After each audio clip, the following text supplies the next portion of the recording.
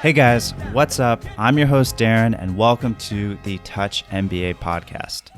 What a historic and tumultuous and crazy time we're living in right now with COVID-19, with this pandemic. I'm guessing a lot of you are like me and are following Poets and Quants, live updates about the COVID-19 impact on business school, just seeing how different top-ranked schools are responding to this virus, how students are responding and applicants. So my guest this week is Dirk Hopfl. He's the Regional Director of Southeast Asia at IE Business School, which is based in Spain. This conversation unpacks a lot of how top business schools are thinking about and replying to this threat of the virus, especially such an international program like IE Business School, which every year brings in people from all over the world. So yeah, I hope you find this episode helpful and insightful. And if you need help figuring out which business schools fit you best, go head over to touchmba.com where you can get some free profile feedback over there. That's how we're trying to make a dent in this process for applicants, is helping you figure out how you can improve your profile and which schools fit you best. So that's at touchmba.com. I also want to make one last announcement that I've reopened the forum for Admissions Edge, which is our online admissions course. So now if you have questions, you can ask me those questions there on the forum.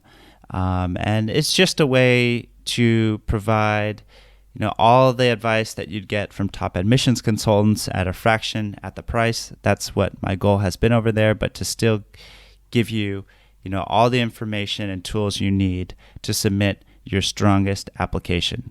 So I reopened the forum. If you need, help along the way, top level help during your journey, go check that out at touchmba.com/course. All right, now on to my discussion with Dirk Hopfl.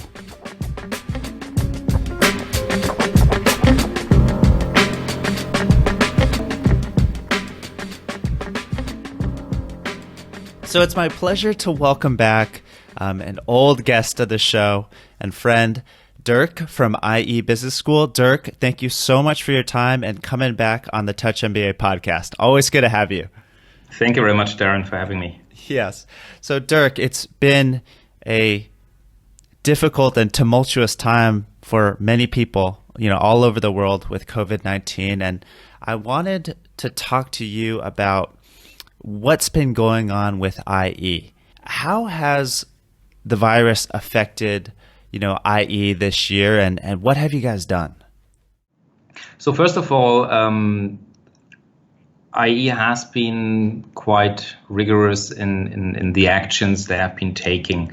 We started our COVID-19 preparations, I would say, when the first case hit our university.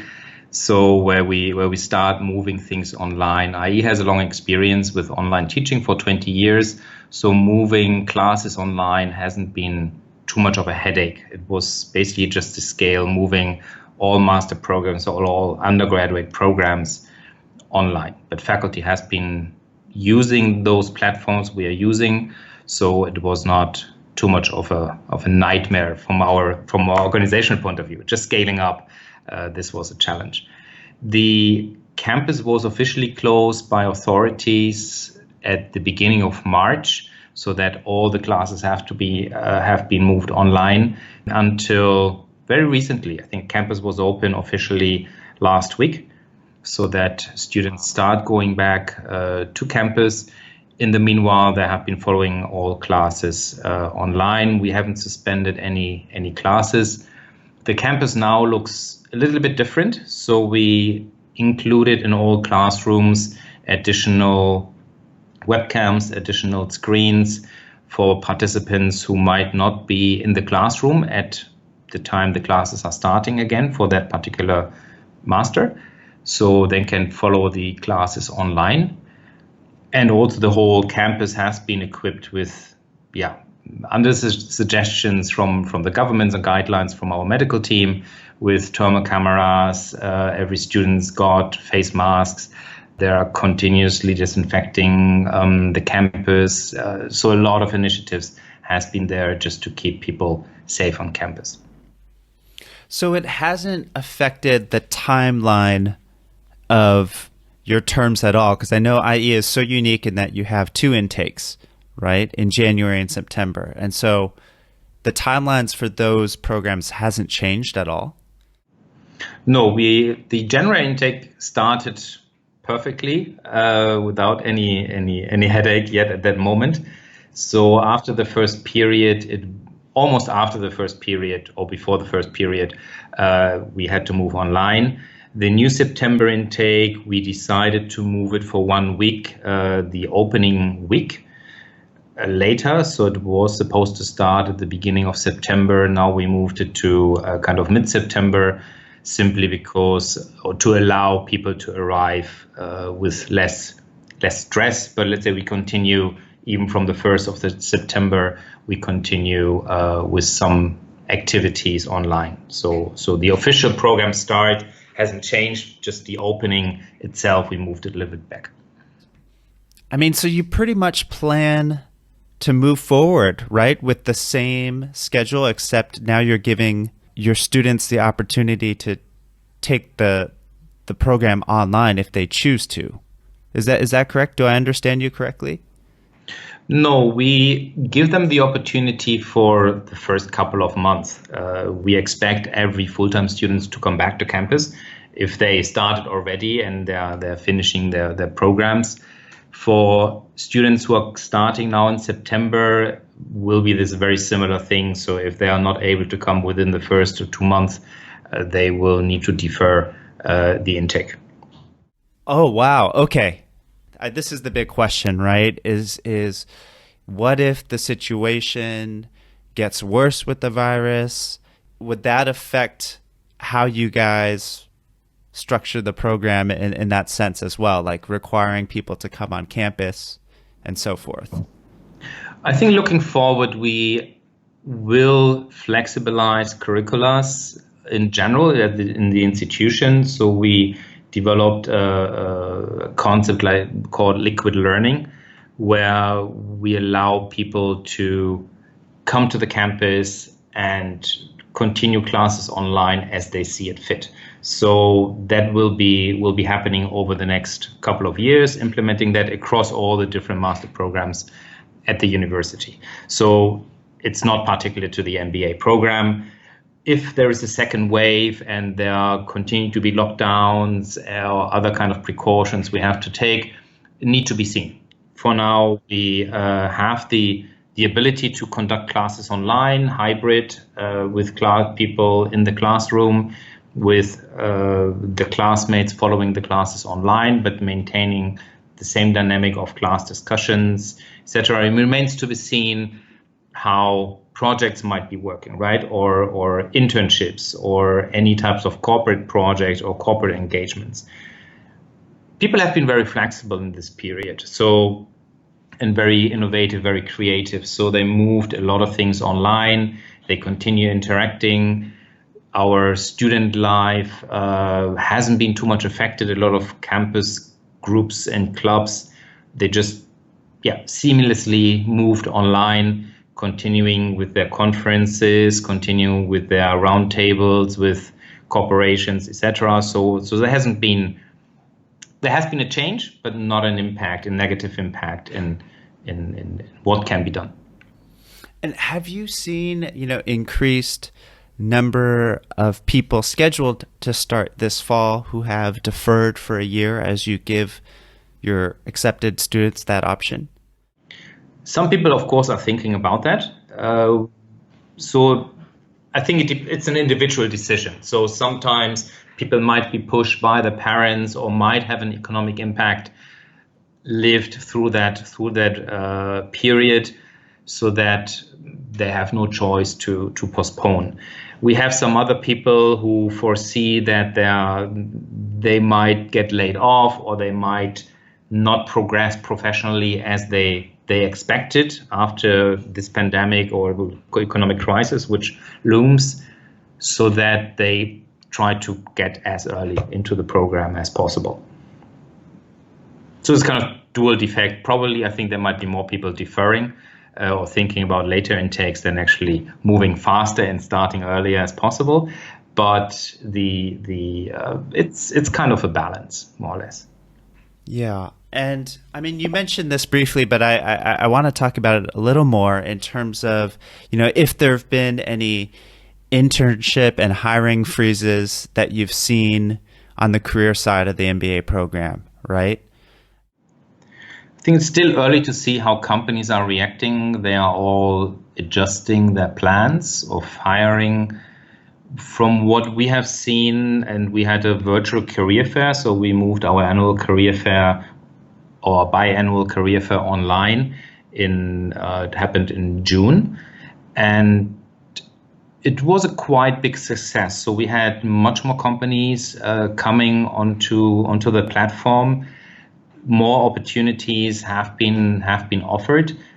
Remains to be seen, let's say, how long-term the economic crisis will be and how much it will be impacting kind of future intakes as well.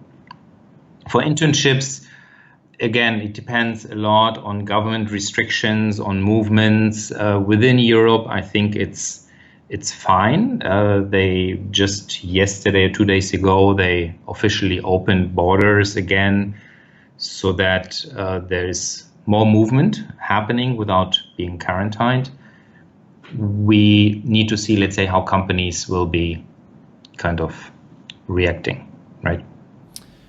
Absolutely. And so, yeah, I'd also like to talk about the elephant in the room, right, which is pricing.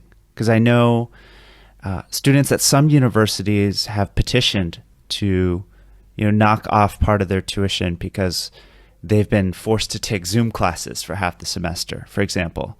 And I'm wondering, it sounds like IE has really employed all the different levers at its disposal, right? With giving applicants the option to defer or to delay the start of the program, to choose the format of their classes. But yeah, what's IE's position on pricing, and will there be any discounts applied to your students?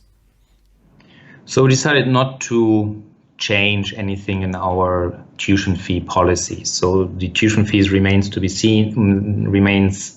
same. We have, of course, seen individual cases where there have been an economic impact of the pandemic, and this will be taken care of individually, case by case. But tuition fees itself haven't been reviewed, simply because, as I mentioned before, so the online methodology we have been developing is as engaging, as interactive as our face-to-face classes. Our full-time students now perceiving the value of the online education we deliver, and there's no reason to discount it because it's online. So the contact hours with the faculty in an online program, just to give you an idea, are much higher than in a face-to-face program. So in a class, it comes in for 80 minutes. In an online setting, they have almost 2 to 3 hours of contact time with the faculty along the week. So there's no discussion. There have never been a kind of a discussion even thinking about changing tuition fees.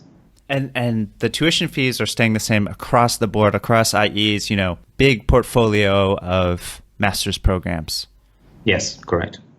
On that note, have you seen any uptake with your online MBA program? Maybe people thinking, or even, for example, getting into your traditional international MBA, and then they decide, I'd rather take this online. I think for now, people who have been preparing or getting themselves ready for a full-time MBA, which entails quitting jobs, which entails moving location, etc., I think they don't change their minds. We will see, and we see for now a kind of a soft increase of interest in our online MBA programs, which is logically simply because I think of restrictions, of uncertainty, that there might be people thinking, oh, actually I can take this online, so this might be safer for the moment, right? Remains to be seen how much this will impact the overall portfolio in terms of numbers. But I feel that people, what we have seen so far, look either for a full-time experience, a cultural immersion, the language exposure, and the face-to-face interaction with people on the campus, rather than, or as an alternative, staying in their home countries, continue working and doing a program online. So these are two different lines of thought or lines of action, which I don't see to be changed so much. No, thank you so much for clarifying that. That makes total sense. And I mean, no other part of the MBA program has changed, right? Like the curriculum hasn't changed. The timelines for certain parts of the program haven't changed. No, the structure remains the same. So yeah. And moving forward, what is IE's plan to deal with this virus from the top at the top level? How is it looking at this? I think the contingency plan which companies have, right, become more realistic. I think you probably rethink, you relive the situation and see what could have been improved, what could have been changed, as I mentioned before. So the liquid learning strategy, which will allow us to allow students more flexibility to attend classes online, even though they're enrolled in a full-time program. The curriculum structure might change in a way that you might have more flipped classrooms, or you might include more technical explanations through an online platform rather than delivering those in class. So you will mix up more or bring in probably more online elements even into a full-time program. So that's a little bit the way forward. If there's a second pandemic or a second wave, I think it always needs to be seen how this will look like, right? If there will be again lockdowns, if governments are probably more confident on going ahead without lockdowns, etc. So that is speculation, I would say. Yeah.